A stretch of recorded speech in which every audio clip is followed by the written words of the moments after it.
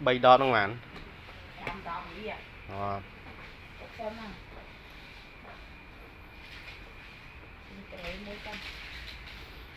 tinh gì cái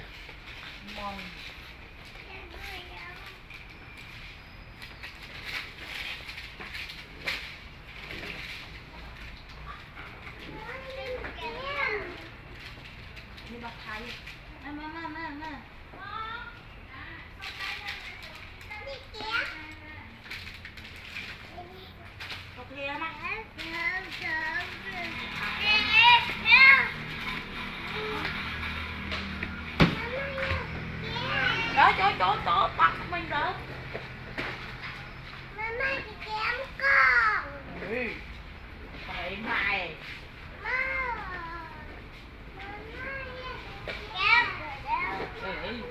Cháu ấy đấy. Bên bạn mình vậy chứ.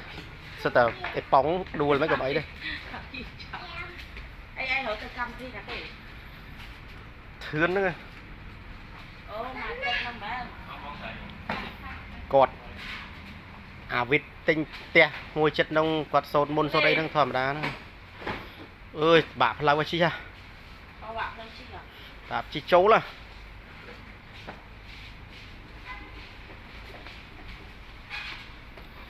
liêng phong chi chấu phọc cho thoải mái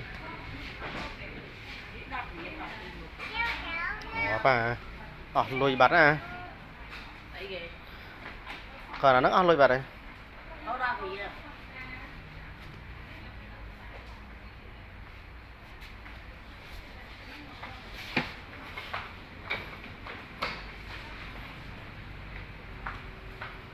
trước khe mà ăn được đâu được nghe có phải tiền con này cái lái với tôi tao cũng mì ấy thấy đấy mì từ lái rồi bà thay với thu thay thế mà tập bây giờ trên tay vào đi bà xong khu ai chơi cờ bà thay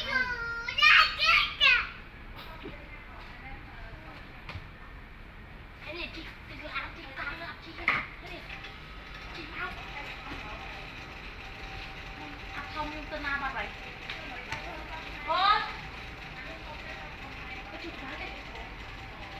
đánh ai chưa được câu đi chứ